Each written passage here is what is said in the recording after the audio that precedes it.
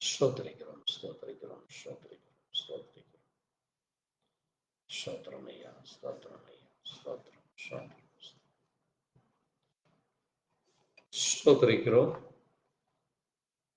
ஆண்டவரே, உம்மை துதிக்கிறோம். ஸ்தோத்திரம் ஆண்டவரே, உம்மை துதிக்கிறோம், துதிக்கிறோம். நம்முடைய ஆண்டவரும் அருமை இரட்சகரும் மீட்பருமான கர்த்தராகிய இயேசு கிறிஸ்துவின் இனிய நாமத்திலே 2024 வருஷம் ஆகஸ்ட் மாதம் 28ஆம் நாள் புதன்கிழமை மாலை வேளையிலே தேவ சமூகத்திலே மீண்டுமாய் நாம் கூடும்படியாய் கர்த்தர் நமக்கு இரக்கம் பாராட்டி இருக்கிறார். இந்த நல்ல வேளையிலே தேவ சமூகத்திலே இந்த விசேஷித்த வேத பகுதி ஆராதனை நேரத்தை கர்த்தருடைய கரத்தில் ஒப்புக் கொடுத்து நாம் ஜெபிக்கலாம். ஜெபிப்போம்.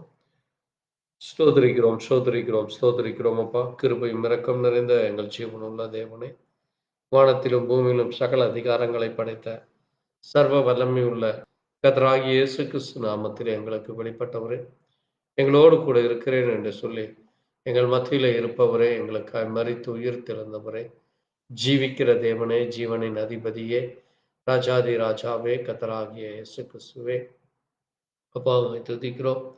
உம்முடைய அன்பு தயவு கிருபை அது என்னென்னைக்கும் மாறாததாய் மகிமையும் மகத்துவம் உள்ளவருமாய் அற்புதங்களையும் அதிசயங்களை செய்கிறவராகி உமக்கு நன்றி செலுத்துகிறோம். கர்த்தர் தாமே இந்த மாதத்திலே இந்த 28 நாட்கள் தேவன் எங்களோடு கூட இருந்து இந்த 8 மாதங்கள் 2024ஆம் வருஷத்தை காணவும் தேவ கிருபை கொடுத்திருப்பா. இந்த நேரத்திலே நாம மகிமைக்காய் நாங்களும் நீர் கொடுத்த இந்த சத்திய வார்த்தைகளை வாசிக்க தியானிக்க நீர் கொடுத்த இந்த நல்ல நேரத்திற்காக நன்றி சொல்லி உடைய பலத்த கரத்தில் ஒப்புக் கொடுக்கிறோம். தேவன் தாமே பெரிதான காரியங்களை மகிமையும் மகத்துவங்களை செய்கிறவங்களுக்கு நன்றி சொல்லி உடைய சமூகத்திலே தாழ்த்துகிறோம். ஆவியானவர் சபைக்கு சொல்லுகிறதை காதுள்ளவன் கேட்க கடவன் என்று சொன்னவன் ஆண்டவரே, நீர் எங்களுக்கு ஆவியானவராய் எங்கள் மத்தியில எங்கள் காதுகளை எங்கள் செவிகளை கேட்க பண்ணதற்காக நன்றி சொல்லி உடைய கரத்திலே தாழ்த்துகிறோம். துவக்கம் முதல் முடிவு வரை உடைய பிரசன்னம் இருக்கட்டும். எங்களோடு கூட இணைந்துள்ள ஒவ்வொரு சகோதரனுக்கு அதன் ஆசீர்வாதம் இதை கேட்கிற ஒரு தேவ பிள்ளைகளுக்கும் தேவன் தாமே பெரிதான காரியங்களை மகிமையும் மகத்துவங்களை நம்முடைய வார்த்தை இன்றைக்கும் அது நிறைவேறி கொண்டிருக்கிறது என்று நீர் பேசுவதற்காய் ஸ்தோத்திரிக்கிறோம்.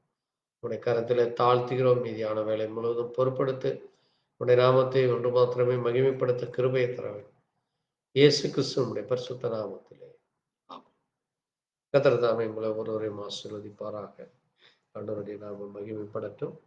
இயேசு கிறிஸ்துவின் நாமம் மகிமைக்காக நாம் ஒரு பாடலை பாடி கர்த்தரை மகிமைப்படுத்துவோம். உன்னத பாடல்களிலே 101வது பாடல், சேனை அதிபன் நம் கர்த்தருக்கே செலுத்துவோம் கனமும் மகிமையுமே என்கிற பாடல். சேனை அதிபன் நம் கர்த்தருக்கே செலுத்துவோம் கனம் மகிமையுமே, அற்புதமே தம் அன்பே மக்கே அதை அறிந்தே அகமகிழ்வோம், அதை அறிந்தே அகமகிழ்வோம். ஜெய கிறிஸ்து முன் செல்கிறார், ஜெயமாக நடத்திடுவார். ஜெய கீதங்கள் நாம் பாடி ஜெய கொடியும் ஏற்றிடுவோம். ஜெயம் அல்லேலூயா இயேசு நாமத்திற்கே, ஜெயம் அல்லேலூயா இயேசு நாமத்திற்கே. சேனைய தீபன் நம் கர்த்தருக்கே செலுத்துவோம் கனம் மகிமையுமே, அற்புதமே தம் அன்பே மக்கே அதை அறிந்தே அகமகிழ்வோம், அதை அறிந்தே அகமகிழ்வோம். தாய் மறந்தாலும் நான் மறவே, தேக்கச்சோரா விட்டுவிடே, தாய் மறந்தாலும் நான் மறவே தீக்க சோர விட்டு விடே என்றுரை தெம்மை தேற்றுகிறார் என்றும் வாக்கு மாறிடாரே என்றும் வாக்கு மாறிடாரே ஜெய கிறிஸ்து முன் செல்கிறார் ஜெயமாக நடத்திடுவார் ஜெய கீதங்க நாம் பாடி ஜெய கொடியும் ஏற்றிடுவோம் ஜெயம் அல்லேலூயா இயேசு நாமத்திற்கே ஜெயம் அல்லேலூயா இயேசு நாமத்திற்கே சத்துரு கோட்டை தகர்த்தொழி சத்தியம் நீத்தியம் நிலைத்தோங்க சத்துரு கோட்டை தகர்த்தொழிய சத்தியம் நீத்தியம் நிலைத்தோங்க சாத்தானின் சேனை நடுங்கிடவே துதி சாற்றி ஆர்ப்பரிப்போம் துதி சாற்றி ஆர்ப்பரிப்போம் ஜெய கிறிஸ்து முன் செல்கிறார் ஜெயமாக நடத்திடுவார் ஜெய கீதங்க நாம் பாடி ஜெய கொடியும் ஏற்றிடுவோம் ஜெயம் அல்லேலூயா இயேசு நாமத்திற்கே ஜெயம் அல்லேலூயா இயேசு நாமத்திற்கே மேய்ப்பனில்லாத ஆடுகட்டே நானே நல்ல மேய்ப்பனென்றார் மேய்ப்பனில்லாத ஆடுகட்டே நானே நல்ல மேய்ப்பனென்றார் இன்பச் சத்தம் பின் சென்றிடுவோம் இன்ப பாதை காட்டிடுவார் இன்ப பாதை காட்டிடுவார் ஜெய கிறிஸ்து முன் செல்கிறார் ஜெயமாக நடத்திடுவார் ஜெய கீதங்க நாம் பாடி ஜெய கொடியும் ஏற்றிடுவோம் ஜெயம் அல்லேலூயா இயேசு நாமத்திற்கே ஜெயம் அல்லேலூயா இயேசு நாமத்திற்கே கரை தீரை மோட்சம் நீக்கிடவே கர்த்தர் நம்மை கழுவிடுவார் கரை தீரை மோட்சம் நீக்கிடவே கர்த்தர் நம்மை கழுவிடும் வருகையிலும் சேர்க்கும் வரை வலுவாமல் காத்து கொள்வார் வலுவாமல் காத்து கொள்வார் ஜெய கிறிஸ்து முன் செல்கிறார் ஜெயமாக நடத்திடுவார் ஜெய கீதங்கள் நாம் பாடி ஜெய கொடியும் ஏற்றிடுவோம் ஜெயம் அல்லேலூயா இயேசு நாமத்திற்கே ஜெயம் அல்லேலூயா இயேசு நாமத்திற்கே அல்லேலூயா ஆமென். ஆண்டவராகிய இயேசு கிறிஸ்து நாமம் மகிமைப்படட்டும்.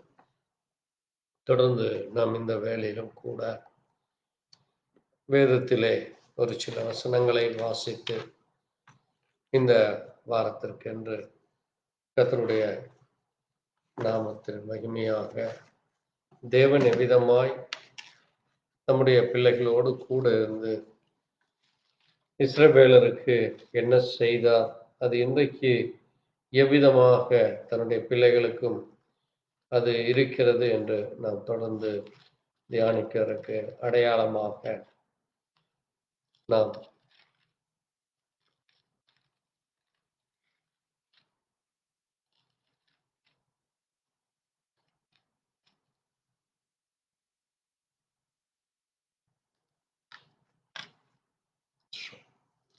ஆதியாகம புஸ்தகம் 32ஆம் அதிகாரம்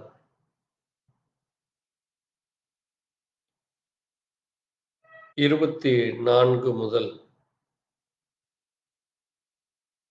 32 வரை, ஆதியாகமம் 32ஆம் அதிகாரம் 24ஆம் வசனம் முதல்.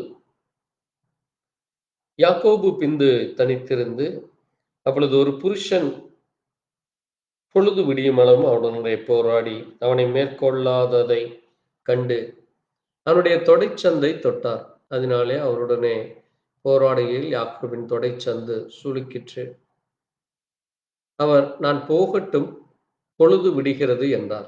அதற்கு அவன், நீர் என்னை ஆசீர்வதித்தாலே ஒழிய உம்மை போக விடேன் என்றார். அவர், உன் பேர் என்ன என்று கேட்டார். யாக்கோபு என்றான். அப்பொழுது அவர், உன் பேர் இனி யாக்கோபு எண்ணப்படாமல் இஸ்ரவேல் என்னப்படும். தேவனோடும் மனிதனோடும் போராடி மேற்கொண்டாயே என்றார். அப்பொழுது யாக்கோபு, உம்முடைய நாமத்தை எனக்கு அறிவிக்க வேண்டும் என்று கேட்டான். அதற்கு அவர், நீ என் நாமத்தை கேட்பானேன் என்று சொல்லி அங்கே அவனை ஆசீர்வதித்தார். அப்பொழுது யாக்கோபு, நான் தேவனை முகமுகமாய் கண்டேன், உயிர் தப்பி பிழைத்தேன் என்று சொல்லி அந்த ஸ்தலத்திற்கு பெனியேல் என்று பெயரிட்டான். அவன் பெனியேலை கடந்து போகையில் சூரியன் உதயமாயிற்று. அவன் தொடை சுளுக்கிலானே நொண்டி நொண்டி நடந்தான். அவர் யாக்கோபுடைய தொடை நரம்பை தொட்டபடியால் இஸ்ரவேல் புத்திரர் இந்நாள் வரைக்கும் தொடைச்சந்து நரம்பை புசிக்கிறதில்லை என்பதை. வாசித்த வார்த்தைகளுக்காக கர்த்தருக்கு நன்றி சொல்லி ஒரு நிமிஷம் ஜெபிக்கலாம். எங்களை நேசிக்கிற எங்கள் நல்ல ஆண்டவரே, கர்த்தராகிய இயேசுவே, அப்பா, உம்முடைய வேதத்தை வாசிக்க, அதை குறித்து அதிலே சொல்லப்பட்ட மகத்துவமான மகிமையான காரியங்களை தியானிக்கத்தக்கதாக தேவன் இந்த நேரத்திலே எங்களுக்கு கிருபை கொடுத்ததற்காக நன்றி செலுத்துகிறோம். இதிலே சொல்லி இருக்கிற வார்த்தையானது அது எவ்வளவு மகத்துவமானது, மகிமையானது. நீர் எவ்விதமாய் உம்முடைய பிள்ளைகளை நேசிக்கிறீர், உம்முடைய பிள்ளைகளோடு கூட இருந்து பெரிதான காரியங்களை செய்கிறீர் என்று, அதன் மூலமாக எவ்விதமாக உம்மை ஆண்டவரே இந்த பூமியிலே உம்முடைய நாம் ஒன்று மாத்திரம் மகிமைப்படும். நீர் ஜீவிக்கிற தேவன் என்றும் உம்முடைய பிள்ளைகளை பெயர் சொல்லி அழைக்கிற தேவன் என்றும் அறிந்து கொள்ள, மகத்துவங்களையும் மகிமைகளையும் அற்புதங்களையும் அடையாளங்களையும் அதிசயங்களையும் காண பண்ணத்தக்கதாக தேவன் இந்த நேரத்திலும் கிருபை பாராட்டும். தேவன் தாமே இதிலே சொல்லப்பட்ட காரியங்களை இன்னும் அதிகமாக புரிந்து கொள்ள, அறிந்து கொள்ள தேவ கிருபையை எங்கள் ஒவ்வொருவருக்கும் தர வேண்டும். இயேசு கிறிஸ்துவினுடைய பரிசுத்த நாமத்திலே ஆமென். கர்த்தர் தாமே எங்கள் ஒவ்வொருவரையும் ஆசீர்வதிப்பாராக. ஆண்டவராகிய இயேசு கிறிஸ்து நாமத்திலே மறுபடியுமாய் உங்களுக்கு நன்றி செலுத்துகிறேன்.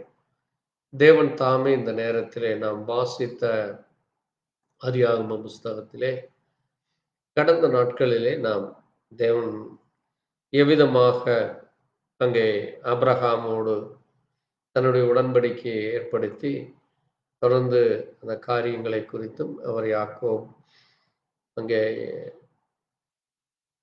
ஆபிரகாமுடைய மகனாகிய ஈசாக்கோடும் ஈசாக்குடைய பிறந்த பிள்ளைகளாகிய ஏசா மற்றும் யாக்கோபோடு எவ்விதமாக அவர் அந்த தேவ பிள்ளைகளுக்கு காரியங்களை வைக்க பண்ணினார் என்று நாம் தியானித்தோம். அதனுடைய தொடர்ச்சியாக இந்த நேரத்திலே நமக்கு தெரியும், யாக்கோபு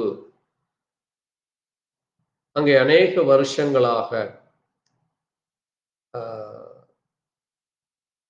தன்னுடைய மாமனாகிய லாபானிடத்திலே சென்று அங்கே தன்னுடைய மனைவிகளுக்காக அநேக வருடங்கள் அங்கே இருந்து தன்னுடைய பிள்ளைகளோடு கூட புறப்பட்டு வருகிற அந்த நேரத்தில் அங்கே அவனுக்கு எதிராக அவன் வருகிறான் என்று கேள்விப்பட்ட உடனே, யாக்கோபு வருகிறான் என்று கேள்விப்பட்ட உடனே அவனுடைய சகோதரனாகிய ஏசா அவனை கொன்று போடும்படியாக அவனை அங்கே அந்த சந்ததிகளையும் அந்த அவனுக்குரிய எல்லாவற்றையும் அழித்து போட அங்கே அவன் புறப்பட்டு வருகிறதை நாம் அங்கே கடந்த நாட்களிலே நம்ம தியானித்தோம். பாருங்கள், அவன் சுமார் 400 மனிதரோடு வருகிறார் என்று 33:1 நாம் வாசித்தோம். இப்படி அந்த காரியங்களை கேள்விப்பட்ட பொழுது யாக்கோபு அங்கே விடியும் வரைக்கும் அங்கே பெனியேல் என்கிற அந்த இடத்திலே அங்கே தங்கி இருந்து அங்கே தேவனோடு கூட அங்கே தேவனுடைய கிருபையை, இரக்கத்தை, தயவை பெற்றுக்கொள்ளும்படியாக அங்கே பாருங்கள், விடியும் வரைக்கும் அங்கே அவரோடு கூட போராடி தனக்கு ஒரு பெரிய ஆசீர்வாதத்தை பெற்றுக்கொள்ளத்தக்கதாக அவர் செய்ததை நம்ம பார்க்க முடிகிறது. இன்றைக்கு அது நமக்கு ஒரு மிகப்பெரிய ஒரு மிக முக்கியமான ஒரு காரியமாக இருக்கிறது. ஏனென்றால் தேவனுடைய பிள்ளைகள் இந்த பூமியிலே நமக்கு விரோதமாக அநேக காரியங்கள் எழும்புகிறது நாம் பார்க்க முடியாது. ஆகவேதான் இயேசு கிறிஸ்துவும் இந்த பூமியிலே இருந்த பொழுது சொல்லும் பொழுது அங்கே யோவானிலே சொல்கிறார், உலகத்திலே உங்களுக்கு உபத்திரவம் உண்டு, திடன் கொள்ளுங்கள், நான் இந்த உலகத்தை ஜெயித்தேன் என்று சொல்லி. இயேசு கிறிஸ்துவானவர் எப்படி ஜெயம் கொண்டாரோ அதை போல அவருடைய பிள்ளைகளாகிய நாமும் இந்த பூமியிலே இருக்கிற எல்லா காரியங்களுக்கும் ஜெயம் கொள்ள வேண்டியது மிக அவசியமா. அதற்கு ஒரு முன் அடையாளமாகத்தான் இங்கே யாக்கோபும் அங்கே தேவனோடு கூட அங்கே முதலாவது நாம் பார்க்கும்பொழுது ஒரு புருஷன் என்று சொல்லப்பட்டிருக்கிறது. பிறகு அவர் சொல்லுகிறார், நான் போகட்டும் விழுது விடுகிறது என்று சொல்லும் பொழுது, நீர் என்னை ஆசீர்வதித்தாலே உன்னை விடேன் என்று சொல்லும் பொழுது, அங்கே உன் பெயர் என்ன என்று கேட்கும் பொழுது யாக்கோபு என்று அவர் சொல்லுகிறார். அப்பொழுது தேவன், இனி உன் பெயர் யாக்கோபு என்னப்படாமல் இஸ்ரவேல் என்னப்படும் என்று சொல்லி, இஸ்ரவேல் என்றால் தேவனோடும் மனிதனோடும் போராடி மேற்கொண்டதற்கு ஒரு அடையாளமா. ஆகவேதான் இன்றைக்கும் இஸ்ரவேல் ஜனங்கள், தேவனுடைய அந்த தேசமானது எந்த ஒரு மனிதனோ அல்லது எந்த ஒரு காரியமோ அங்கே அந்த ஜனங்களுக்கு அங்கே ஏற்படாதபடி தேவன் அதை பாதுகாக்கிறவராக இருக்கிறார். எப்படி அவர்கள் கானான் ஆண்டவர் சொல்லும் பொழுது ஆபிரகாமை நோக்கி நீ புறப்பட்டு வா என்று சொல்லி அங்கே அதை குறித்து அங்கே ஸ்தோவானும் மிக அருமையாக ஆபிரகாமை குறித்து நாம் பேசுவதை பார்க்க முடிகிறது. ஏனென்றால் பழைய ஏற்பாட்டிலே என்ன வாக்குறுதி கொடுத்தாரோ அதே வாக்குறுதி புதிய ஏற்பாட்டின் பிள்ளைகளாகிய நமக்கும் அது கிடைக்கிறது என்பதற்கு அடையாளமாகத்தான் இங்கே ஸ்தோவானும் அதை குறித்து பேசுகிறதை அப்போஸ்தலர் எழுதின நிருபம் 7ஆம் அதிகாரத்திலே நாம் அங்கே பார்க்க முடிகிறது. பாருங்கள், அப்போஸ்தலர் 7ஆம் அதிகாரத்திலே 2ஆம் வசனத்திலே இங்கே முதல் வசனத்திலே பார்க்கும் பொழுது, பிரதான ஆசாரியன் அவனை நோக்கி பார்த்த பொழுது அவன் காரியம் இப்படியா இருக்கிறது என்று கேட்கும் பொழுது அதற்கு அவன் ஒரு மிகப்பெரிய பழைய ஏற்பாட்டிலே நாம் இன்றைக்கு சிந்தித்துக் கொண்டிருக்கிற காரியங்களை ஸ்தோவான் இங்கு பேசுவதை நாம் பார்க்க முடிகிறது. பாருங்கள், அவர் சொல்லுகிறார், பிதாக்களை கேளுங்கள், சகோதரரை கேளுங்கள். நம்முடைய பிதாவாகிய ஆபிரகாம் காரானூரிலே குடியிருக்கிறதுக்கு முன்னே மொசபொத்தோமியா நாட்டில் இருக்கும் பொழுது மகிமையின் தேவன் அவனுக்கு தரிசனமாகி, நீ உன் தேசத்தையும் உன் இனத்தையும் விட்டு புறப்பட்டு நான் உனக்கு காண்பிக்கும் தேசத்துக்கு வா என்று சொல்லி அந்த கல்தேயர் பட்டணத்தை, அந்த மெசொப்பொத்தேமியா, அந்த காரானூர் என்று சொல்லுகிற அந்த இடத்தை விட்டு ஆபிரகாம் புறப்பட்டு செல்கிறதை பார்க்க முடிகிறது. அது மட்டுமல்ல, அங்கே அவனுடைய தகப்பன் மரித்த பின்பு அவ்விடத்தை விட்டு இப்பொழுது இந்த இஸ்ரவேல் ஜனங்கள், யூதர்கள் இன்னும் அங்கே இருக்கிற அந்த 12 கோத்திர ஜனங்கள் தங்கி இருக்கிற அந்த இடத்தை குறித்து அங்கே அழைத்து கொண்டு வந்தார். அதிலே குடியிருக்கும்படி செய்தார். அது மட்டுமல்ல, அங்கே பாருங்கள், ஒரு அடி நிலத்தை ஆகிலும் அவனுக்கு கையாட்சியாய் கொடாமல் இருக்கையில், அவனுக்கு பிள்ளை இல்லாதிருக்கும் பொழுது உனக்கும் உன் சந்ததி, உனக்கு பின்வரும் உன் சந்ததிக்கும் இதை சுதந்திரமாக தருவேன் என்று அங்கே தேவன் வாக்குத்தத்தம் பண்ணினார் என்று ஆபிரகாமுக்கு வாக்குத்தத்தம் செய்ததை இங்கே ஸ்தோவான் நினைவு கூறுவதை பார்க்கிறோம். பாருங்கள், ஸ்தோவான் ஏதோ ஒரு பெரிய ஒரு சபை மேய்ப்பரோ அல்லது பெரிய ஆசாரியனோ அல்லது பெரிய அல்ல, ஆனால் வேதத்தை குறித்து அறிந்த ஒரு தேவ மனுஷனாக இருக்கிறார். ஆனால் அந்த மனுஷனை அன்றைக்கு இருந்த ஜனங்கள் ஏற்றுக்கொள்ளாதபடி இதே அதிகாரத்திலே நாம் பார்க்கும் பொழுது அவனை கல்லறிந்து கொலை செய்கிறதை பார்க்க முடிகிறது.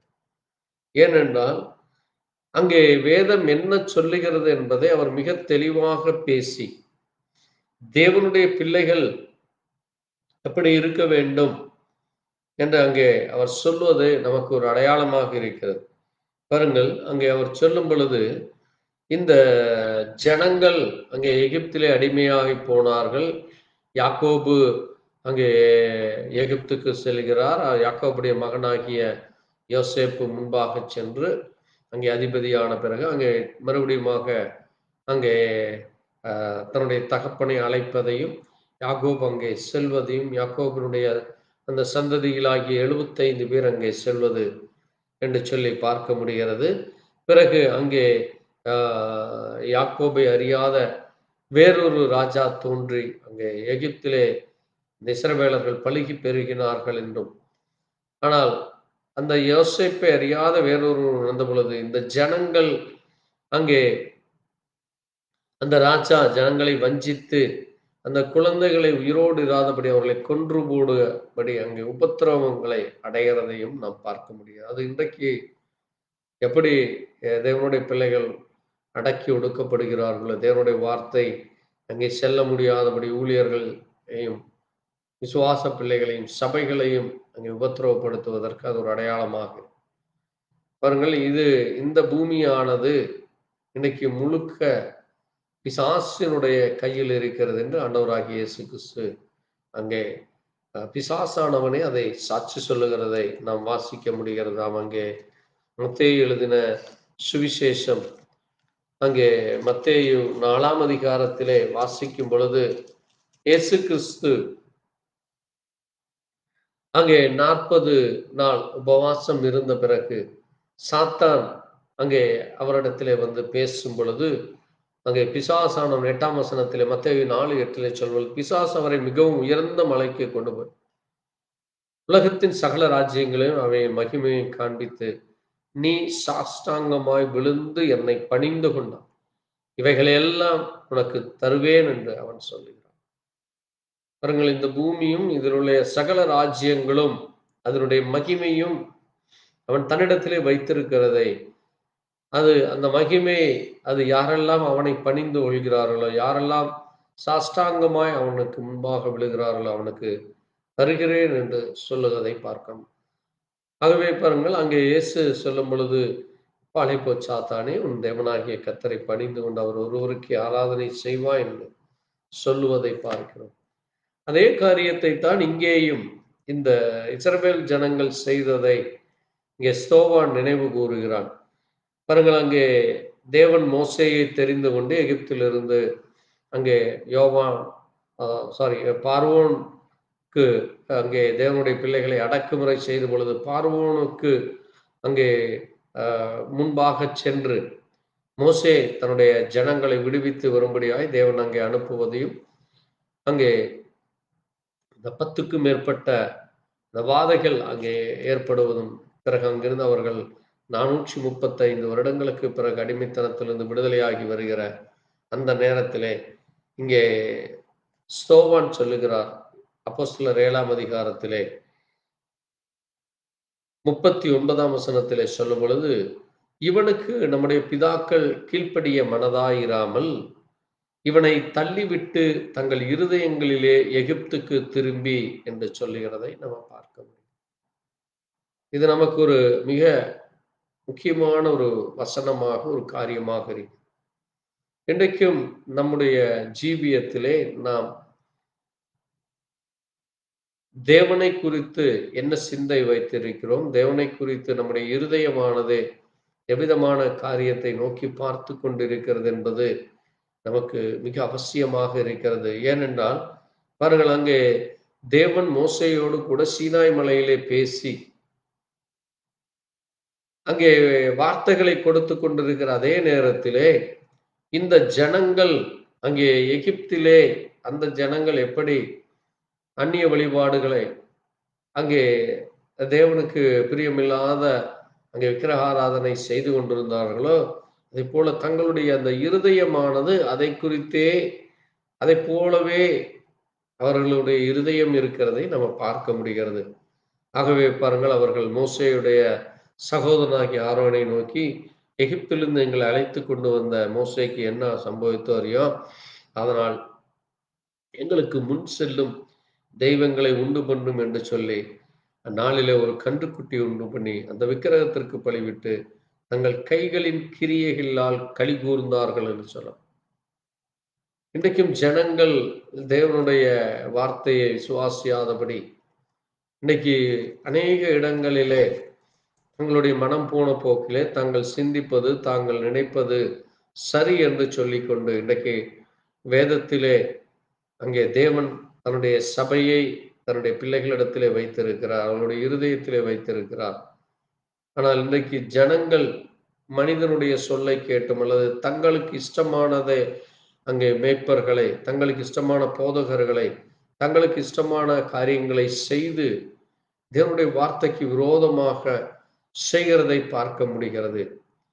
அங்கே விபச்சாரக்காரராயும், வேசித்தனம் பண்ணுகிறவர்களாயும், குடிப்பழக்கம் உள்ளவர்களாயும், பொய்யராயும், திருடராயும், கொள்ளைக்காரர்களாயும், அக்கிரமக்காரர்களாயும் இதை குறித்து யாரும் தண்டிக்க கூடாது, யாரும் அதை குறித்து கேள்வி கேட்கக்கூடாது என்று சொல்லி தங்களுக்கென்று அங்கே மெய்ப்பர்களையும் தங்களுக்கென்று போதகர்களையும் உண்டு பண்ணி கொண்டு இருக்கிறார்கள் என்று அப்போஸ்தலனாகிய பவுலும் அதை குறித்து அங்கே ரோமரிலே சொல்லுகிறதை நாம் பார்க்க முடிகிறது. பாருங்கள், இந்த காரியமானது ஏன் அங்கே சொல்லப்பட்டது என்று சொல்லும் பொழுது அது தேவனுடைய பிள்ளைகள் எவ்விதமாக நீங்கள் உங்களுடைய ஜீவியத்தை தேவனுக்கென்று ஒப்புக் கொடுக்க வேண்டும் என்று தேவன் நம்மிடத்தில் எதிர்பார்க்கிறார். இங்கே ரோமர் 1ஆம் அதிகாரத்திலே நாம் பார்க்கும் பொழுது 1ஆம் அதிகாரம் 21 அப்போஸ்தலனாகிய பவுல் சொல்ல, அவர்கள் தேவனை அறிந்தும் அவரை தேவனென்று மகிமைப்படுத்தாமலும் ஸ்தோத்தரியாமலும் இருந்து தங்கள் சிந்தையினே வீணரானார்கள், உணர்வில்லாத அவருடைய இருதயம் இருள் அடைந்தது என்று சொல்லப்பட்டது. எப்படி அங்கே இஸ்ரவேல் ஜனங்களை தேவன் மோசே மூலமாக அங்கே அழைத்து கொண்டு வந்த பொழுது அவருடைய இருதயமானது எகிப்திற்கு திரும்பியது போல அங்கே காணப்படாதவைகளாகிய அவருடைய நித்திய வல்லமை, தேவத்துவம் இன்னும் இந்த பூமியிலே தேவனுடைய வார்த்தை அங்கே பேசிக்கொண்டிருக்கிற அந்த சத்தத்தை அவர்கள் அறிந்தும் தேவனை மகிமைப்படுத்தாமலும் சோத்தரியாமலும் தங்கள் சிந்தையிலே அவர்கள் வீணரானார்கள், அவருடைய இருதயம் இருள் அடைந்தது என்று அப்போஸ்தலனாகிய பவுலும் சொல்லுகிறார். அது மட்டுமல்ல, தங்களை ஞானிகள் என்று சொல்லிக் கொள்கிறார்கள்.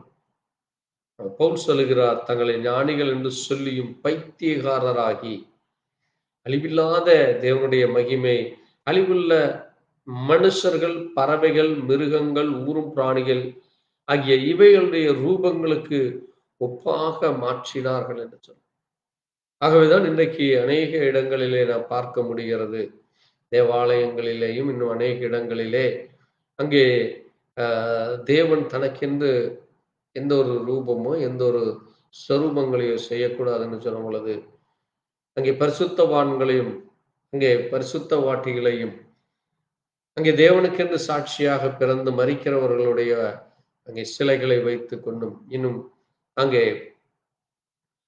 தங்களுடைய சிந்தனைகளினாலும் தங்களுடைய படிப்பினாலே தங்களை ஞானிகள் என்று சொல்லி அங்கே தேவனுடைய வார்த்தைக்கு விரோதமாக நடக்கிற காரியம். அது மட்டுமல்ல, ரோமர் 1:24 பவுல் சொல்லும் பொழுது, இது நிமித்தம் அவர்கள் தங்கள் இருதயத்தில் உள்ள இச்சைகளினாலே ஒருவரோடு ஒருவர் தங்கள் சரீரங்களை அவமானப்படுத்தத்தக்கதாக தேவன் அவர்களை அசுத்தத்திற்கு ஒப்பு கொடுத்தார் என்று சொல்லப்பட்டிருக்கிறது.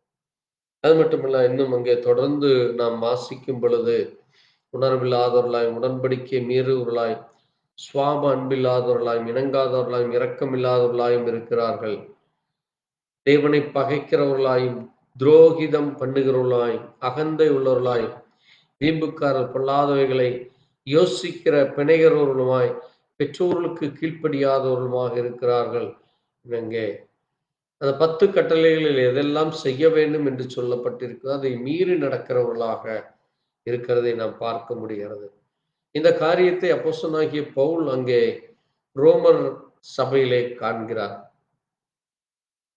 அது மட்டுமல்ல, இஸ்ரவேலிலும் இதே காரியங்கள் இருக்கிறது. இன்றைக்கு முழு உலகத்திலும் இந்த காரியங்கள் இருக்கிறது. ஆகவே தேவனுடைய பிள்ளைகளாகிய நாம் எப்படி அங்கே யாக்கோபு அங்கே தன்னுடைய சகோதரன் தன்னை கொன்று போடும்படி விடும் பொழுது தேவ சமூகத்திலே முழுவதுமாக தன்னை ஒப்பு கொடுத்து தேவனுடைய கிருபை, தேவனுடைய இரக்கம், தேவனுடைய ஆசீர்வாதம் இல்லாமல் இந்த பூமியிலே நாம் ஜெயம் கொள்ள முடியாது என்று சொல்லி அங்கே பாருங்கள், அங்கே 23 8ஆம் வசனத்திலே ஆண்டவர் சொல்லும் பொழுது, அவர் உன் பேர் இனி யாக்கோபு எண்ணப்படாமல் இஸ்ரவேல் என்னப்படும், தேவனோடும் மனிதனோடும் போராடி மேற்கொண்டாயே என்று அவர் சொல்லுகிறதை நம்ம பார்க்க முடியும்.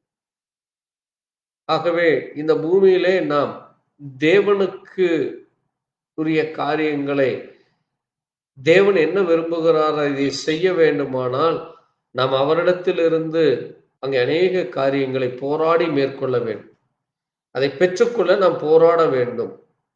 அதைத்தான் பவுலும் சொல்லும் பொழுது, நல்ல போராட்டம் போராடினேன் என்று சொல்லுகிறார். ஆகவே இந்த பூமியிலே தேவனுக்காக, தேவனுடைய பிள்ளைகளாகிய நாம் வைராக்கியமாக நிற்க வேண்டும் என்றால் போராட்டம் இல்லாமல் ஒன்றுமில்லை.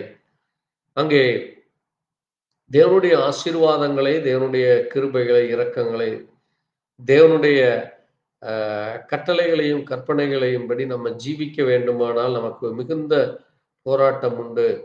அங்கே மனிதர்களோடு கூட நமக்கு மிக கடுமையான போராட்டம் உண்டு என்று சொல்லுகிறார்.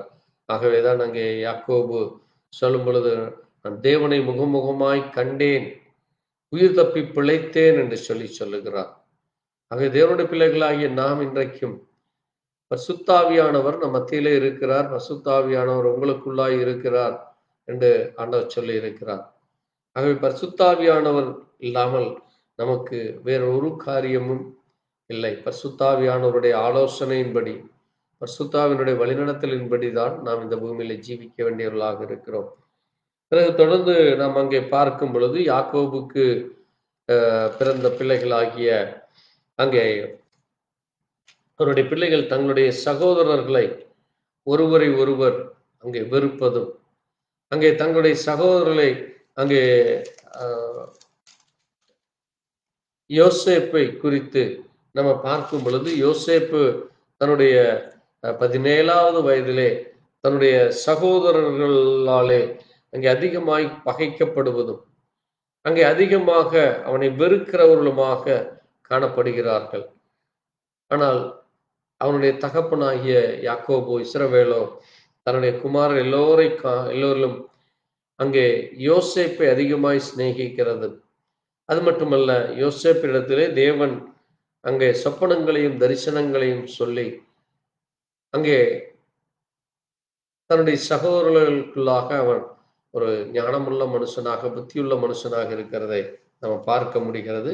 ஆனால் இந்த யோசேப்பைத்தான் அங்கே அவர்கள் கொன்று போடும்படியாக அடித்து போட்டு அங்கே இஸ்மவேலரிடத்தில் விற்று போடுவது, அங்கே குழியிலே போட்ட பிறகு அங்கே விற்று போடுவதையும் நாம் அங்கே தொடர்ந்து நாம் வாசிக்க முடிகிறது. அது தேவனுடைய ஒரு தீர்மானமாக இருக்கிறது, தேவனுடைய ஒரு முன் திட்டமாக இருக்கிறது. ஏன் அப்படி நடக்கிறது என்று பார்க்கும் பொழுது, தேவன் ஆபிரகாம் இடத்திலே சொன்ன அந்த வாக்குத்தத்தத்தை நிறைவேற்றும்படியாக அங்கே அந்த காரியமானது நடக்கிறதை நாம் பார்க்க முடியும். அதனாலதான் பாருங்கள், அங்கே 24ஆம் வசனத்திலே அவனை எடுத்து அங்கே அவனுடைய யோசேப்பு உடுத்தி இருந்த அந்த பல வருண அங்கிகளை அவர்கள் கலற்றி அவனை அந்த தண்ணீர் இல்லாத அந்த குழியிலே போட்டார்கள் என்று பார்க்க முடிகிறது. ஆகவே பாருங்கள், இன்றைக்கும் கூட அநேக இடங்களிலே நாம் பார்க்க முடிகிறது, அங்கே தேவனுடைய பிள்ளைகளுக்கு விரோதமான காரியங்கள், நீங்கள் உண்மை யுத்தமான இருதயத்தோடு இருக்கும் பொழுது இவைகளை போன்ற போராட்டம் நிச்சயமாகவே இருக்கும். ஆனால் தேவன் ஒரு நோக்கத்திற்காக அதை அனுமதிக்கிறார். ஆமென். ஏனென்றால் அங்கே தேவ சித்தம் நிறைவேறுவதற்கு ஒரு சில காரியங்கள் நிகழ்ந்தே ஆக வேண்டியதாக இருக்கிறது. ஆகவேதான் பாருங்கள், யோசேப்பு நிச்சயமாக அங்கே எகிப்துக்கு செல்ல வேண்டும், அந்த இஸ்மவேலரிடத்தில் விற்கப்பட வேண்டும். அங்கே சென்றால் மட்டும்தான் இங்கே தேவனுடைய அந்த வார்த்தையானது அங்கே அடிமைப்பட்டு போவதும், பிறகு அங்கே தேவன் நாமத்தை மகிமைப்படுத்தும்படியாக அங்கே பெரிய படையாக அவர்கள் திரும்ப வருகிறது. அது ஒரு அடையாளமாகும்.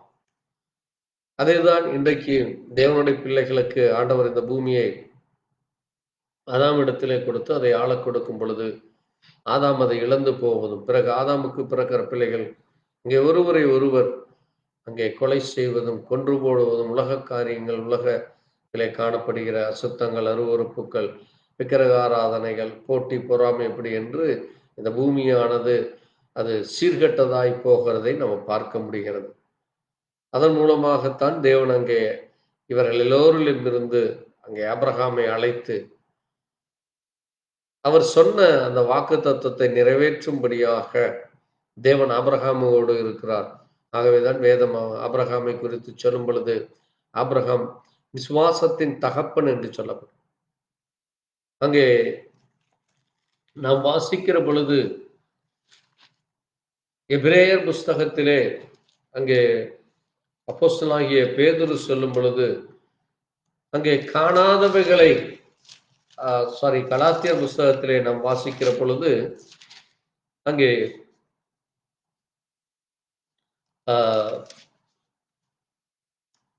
ஆபிரகாம் இந்த காரியங்களை குறித்து பேசுகிற பொழுது தேவன் எப்படிப்பட்ட காரியங்களை செய்ய போகிறார் என்று சொல்லும் பொழுது பாருங்கள், அங்கே கலாத்தியர் 3ஆம் அதிகாரத்திலே ஆபிரகாமுக்கும் அவனுடைய சந்ததிகளுக்கும் என்று சொல்லப்பட்டது. சந்ததிகளுக்கு என்று அழகரை சொல்லாமல் சந்ததி என்று சொல்லப்பட்டிருக்கிறது. அது மட்டுமல்ல, 430 வருஷங்களுக்கு பின்பு உண்டான நியாயப்பிரமாணமானது தள்ளி வாக்குத்தத்தம் வியர்த்தமாக்கப்பட்டாது என்று சொல்லப்பட்டிருக்கிறது. ஆகவே பாருங்கள், இங்கே இன்னொரு மிக முக்கியமான காரியத்தை குறித்து அங்கே பவுல் சொல்லும் பொழுது அங்கே அவர் சொல்லுகிறார், ஆபிரகாம் அங்கே 8ஆம் வசனத்திலே கலாத்தியர் 3:8 நாம் பார்க்கும் பொழுது தேவன் விசுவாசத்தினாலே புறஜாதிகளை நீதிமான்கள் ஆக்குகிறார் என்று முன்னாக கண்டு உனக்குள் சகல ஜாதிகளும் ஆசீர்வதிக்கப்படும் என்று அங்கே ஆதியாகமம் 12:3 சொல்லப்படுகிறதை நாம் பார்க்கிறோம். அந்தபடி விசுவாசத்தார் மார்க்கத்தார் யாவரும் அங்கே ஆபிரகாமுடனே ஆசீர்வதிக்கப்பட்டிருக்கிறார்கள். அது மட்டுமல்ல, அங்கே ஆபிரகாமுக்கு உண்டான ஆசீர்வாதம் கிறிஸ்து இயேசுவினாலே புறஜாதிகளுக்கு வரும்படியாக அங்கே தேவன் இந்த காரியங்களை செய்கிறார். ஆகவேதான் பாருங்கள், அங்கே நியாயப்பிரமாணமானது அங்கே சுதந்திரமானது நியாயப்பிரமாணத்தினாலே உண்டானால் அது வாக்குத்தத்தத்தினாலே உண்டாயிராது. தேவன் அதை ஆபிரகாமுக்கு வாக்குத்தத்தத்தில் அருளினாரே என்று சொல்லப்பட்டிருக்கிறது. ஆகவே இல்லாதவைகளை இருக்கிறவைகளை போல அழைத்தார் என்று சொல்லப்பட்டிருக்கிறது. அங்கே தேவன் அங்கே அழைத்த பொழுது அவைகள் இல்லாமல் இருந்தும் அவை இருக்கிறவைகளைப் போல அங்கே ஆபிரகாம் அதை விசுவாசித்து தேவனுடைய வார்த்தைகளின்படி அங்கே உண்மையான உத்தமமான இருதயத்தோடு அவர் அங்கே நடந்து கொள்வதையும் நாம் பார்க்க முடிகிறது. அது மட்டுமல்ல, அங்கே எபிரேயர் 11ஆம் அதிகாரத்திலே 8ஆம் வசனத்திலே சொல்லும் பொழுது விசுவாசத்தினாலே ஆபிரகாம் தன் சுதந்திரமாய் அழைக்கப்படுகிற அந்த இடத்திற்கு அழைக்கப்பட்ட பொழுது கீழ்ப்படிந்து தான் போகும் இடம் இன்னதென்று அறியாமல் புறப்பட்டு போனார் என்று சொல்லப்பட்டிருக்கு. இப்போலத்தான் இன்றைக்கு தேவனுடைய பிள்ளைகளாகிய நமக்கும் தேவன் இந்த பூமியிலே அவருடைய வருகை மறுபடியுமாக இருக்கும். இந்த பூமியை அவர் 1000 வருடம் அரசாளப் போகிறார் என்றும், அது மட்டுமல்ல, இந்த பூமியை அவர் சீர்படுத்தி புதிய வானத்தையும் புதிய பூமியும் அங்கே செய்ய போகிறார் என்று இந்த வேதத்தில் அவர் சொல்லி வைத்திருக்கிறார். ஆகவேதான் அங்கே எபிரேயர் 11ஆம் அதிகாரம் 39-40 வாசிக்கும் பொழுது இவர்கள் எல்லோரும் விசுவாசத்தினாலே நற்சாட்சி பெற்றும் வாக்குத்தத்தம் பண்ணப்பட்டதை அடையாமல் போனார்கள். அவர்கள் நம்மை அல்லாமல் பூரணராகாதபடி விசேஷித்த நன்மையானதொன்றை தேவன் நமக்கென்று முன்னதாக நியமித்திருக்கிறார் என அங்கே சொல்லப்பட்டிருக்கிறது. ஆகவே பாருங்கள், தேவனுடைய பிள்ளைகளாகிய நாம் தேவன் ஒரு விசேஷித்த ஒரு நன்மைகளை ஒரு காரியங்களை அவர் முன்பதாகவே நியமித்திருக்கிறார். அவர் நியமித்து வைத்ததை நாம் பெற்றுக்கொள்ளும்படியாக நாம் ஓடிக்கொண்டிருக்கிறோம். ஆகவேதான் பாருங்கள், அங்கே மோசேயை குறித்து சொல்லும் பொழுது கூட இதே அதிகாரம் எபிரேயர் 11ஆம் அதிகாரம் 24 சொல்லும் பொழுது விசுவாசத்தினாலே மோசே தான் பெரியவனாகும் பொழுது பார்வோனுடைய குமாரன் எண்ணப்படுவதை வெறுத்து அனித்தியமான பாவ சந்தோஷங்களை அனுபவிப்பதை பார்க்கிலும் தேவனுடைய ஜனங்களோடு அனுபவிப்பதையே தெரிந்து கொண்டு இனிவரும் பெலன் மேல் நோக்கமாயிருந்து எகிப்திலுள்ள பொக்கிஷங்களிலும் கிறிஸ்துவின் நிமித்தம் வரும் நிந்தியே அதிக பாக்கியம் என்று எண்ணினார் என்று அங்கே சொல்லப்பட்டிருக்கிறது. இயேசு கிறிஸ்துவின் நிமித்தம் அங்கே வருகிற நிந்தையானாலும் சரி, அதன் மூலமாய் வருகிற அந்த பெலன் என்னவோ அதை மட்டுமே அவன் நோக்கி கொண்டிருந்தான். அது மட்டுமல்ல, இந்த நித்தியமான அல்ல, இந்த பூமியிலே காணப்படுகிற பாவங்கள், இந்த பூமியிலே காணப்படுகிற காரியங்கள் அது அனித்தியமானவைகள். அதை அனுபவிப்பதை பார்க்கிலும் தேவனுடைய ஜனங்களோட துன்பத்தை அனுபவிப்பதையே மோசே தெரிந்து கொண்டான் என்று பார். ஆகவேதான் மோசே சென்ற இடங்களிலே அநேக போராட்டங்கள், மோசேக்கு விரோதமாக அங்கே பார்வோன் அங்கே அநேக கள்ள தீர்க்கதரிசிகளையும் அங்கே அநேக காரியங்களை செய்கிறதை நம்ம பார்க்க முடிகிறது. அது மட்டுமல்ல, அங்கே சிவந்த சமுத்திரத்திற்கு வரும் பொழுது அங்கே பார்வோனுடைய படை மறுபடியுமாய் அவர்களை துரத்தி கொண்டு வருவதை நாம் பார்க்க முடிகிறது. அது மட்டுமல்ல, வருகிற வழியிலே இஸ்ரவேல் ஜனங்களே அவர்களுக்கு விரோதமாக எழும்போதையும் நாம் பார்க்க முடிகிறது. கூட இருக்கிற அந்த லேவி கோத்திரத்தாகிய அங்கே கோராகும் இன்னும் அவனுடைய குடும்பத்தாரும் அவர்களும் அங்கே மோசேக்கு விரோதமாக எழும்போதை நம்ம பார்க்க முடிகிறது. அவருடைய சகோதரியாகிய மிரியாமும் மோசே ஒருவர் மட்டுமா இதை செய்ய முடியும், நாங்களும் செய்யக்கூடாதா என்று சொல்லுகிற அளவுக்கு அவருடைய குடும்பத்தாரும் அங்கே மோசேக்கு விரோதமாக எழும்புவதை நம்ம பார்க்க முடிகிறது. இவைகள் எல்லாம் நமக்கு ஒரு முன் அடையாளமாக இருக்கிறது.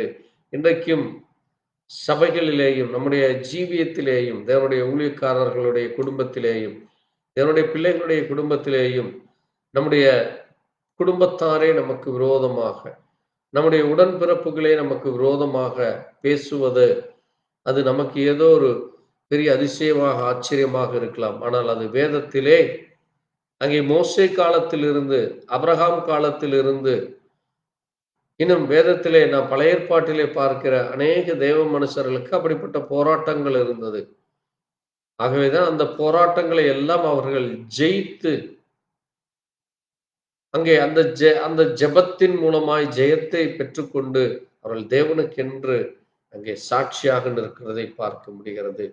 பாருங்கள், அங்கே 39ஆம் வசனம் சொல்கிறது, இவர்கள் எல்லோரும் விசுவாசத்திலே நற்சாட்சி பெற்றிருந்தும் வாக்குத்தத்தம் பண்ணப்பட்டதை அடையாமல் போனார்கள் என்று சொல்லப்பட்டு, அவர்கள் இன்றைக்கு மரித்து தேவனுடைய அந்த புதிய நகரத்திற்காக, அந்த நித்தியமான நகரத்திற்காக அவர்கள் காத்து கொண்டு இருக்கிறார்கள்.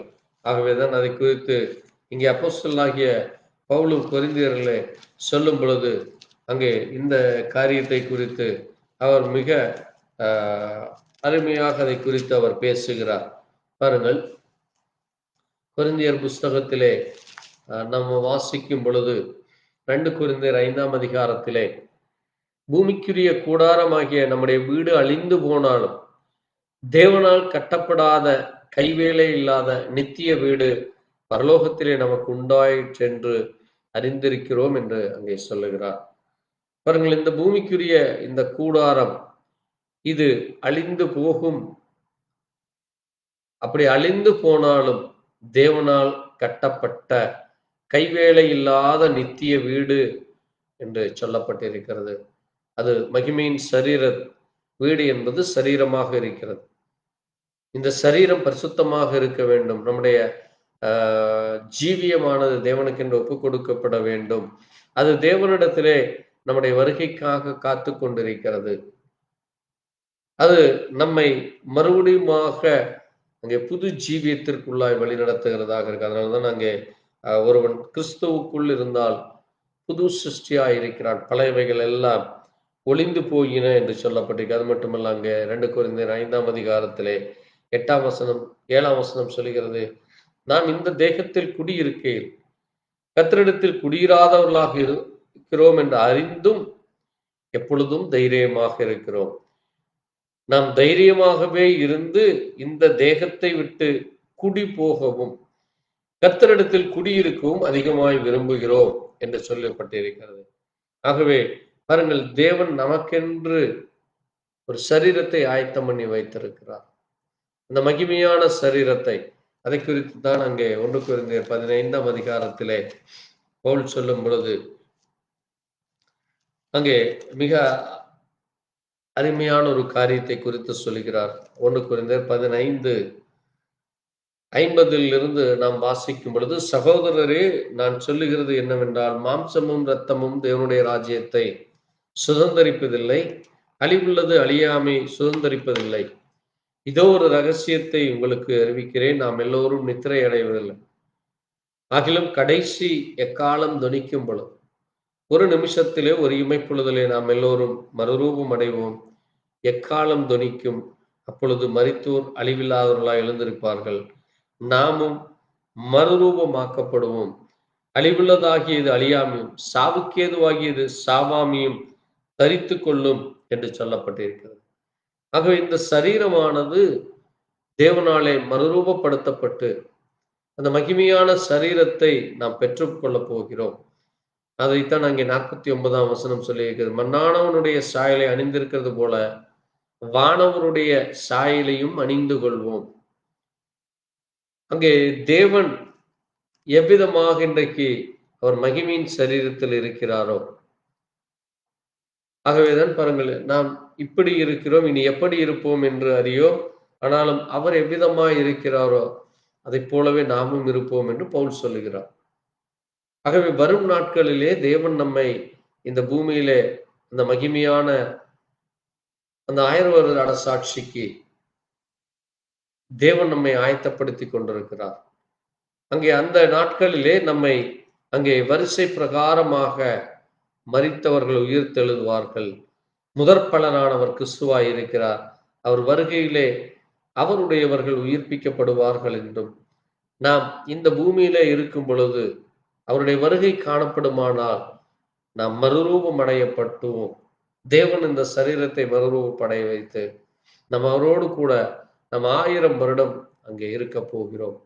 அது மட்டுமல்ல, நாம் தேவனோடு கூட என்னென்றைக்கும் இருக்கும்படியாக தேவன் நம்மை ஒரு புது சிருஷ்டியாக மாற்றுகிறார். ஆகவே தேவனுடைய பிள்ளைகளாகிய நாம் மரித்தோர் அழிவில்லாதவர்களாய் எழுந்திருப்பார்கள், நாமும் மறுரூபமாக்கப்படுவோம் என்று சொல்லப்பட்டிருக்கிறது.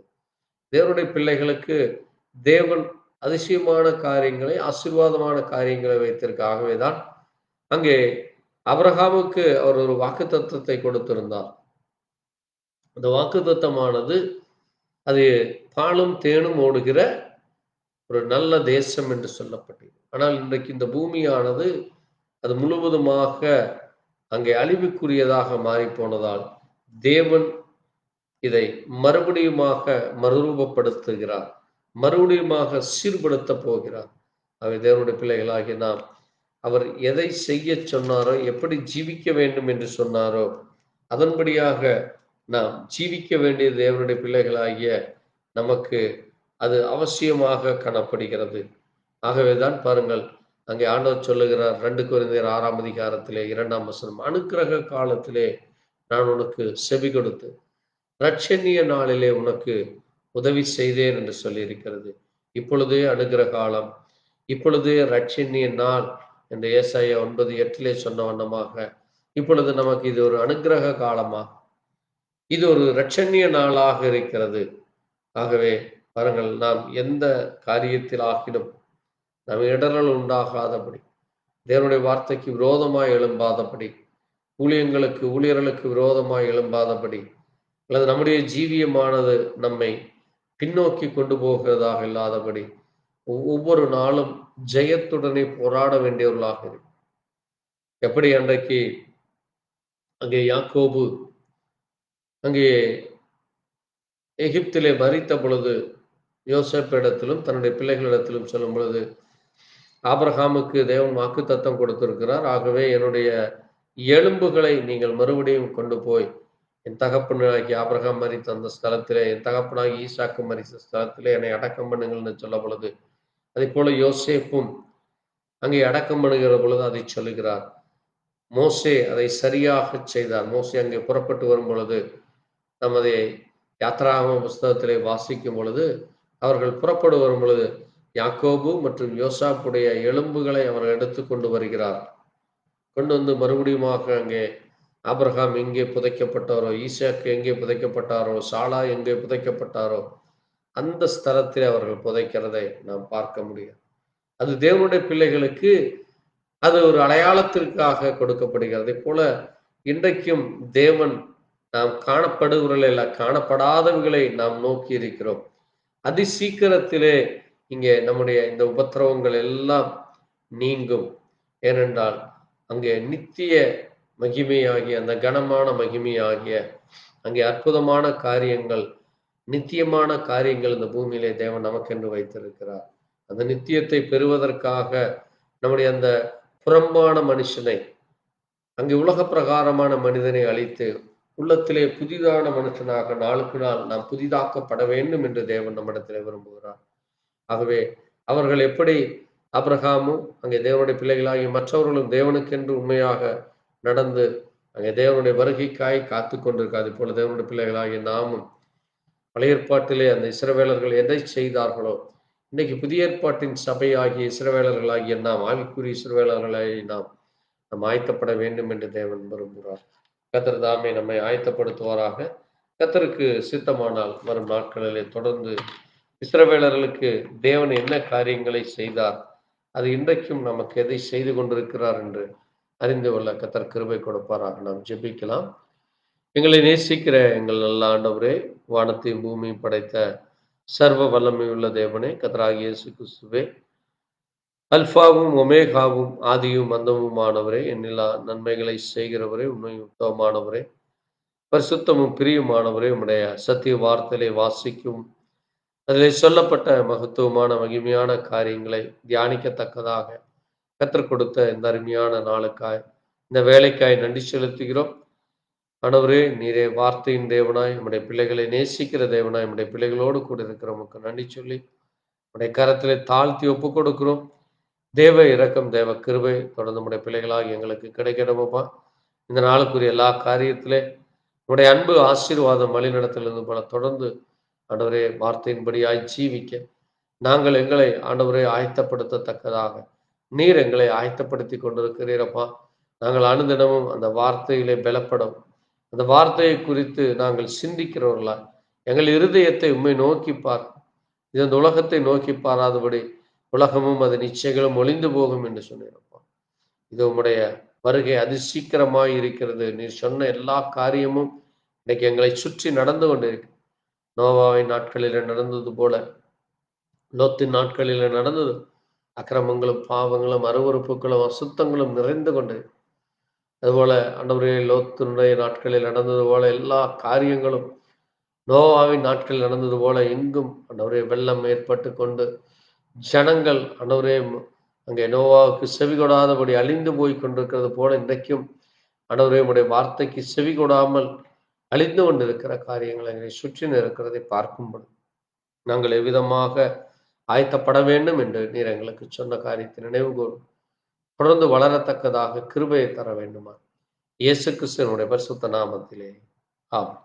என் ஆத்மாவே கர்த்தரை சோதரி, முழு உள்ளமே நாமத்தை சோதரி.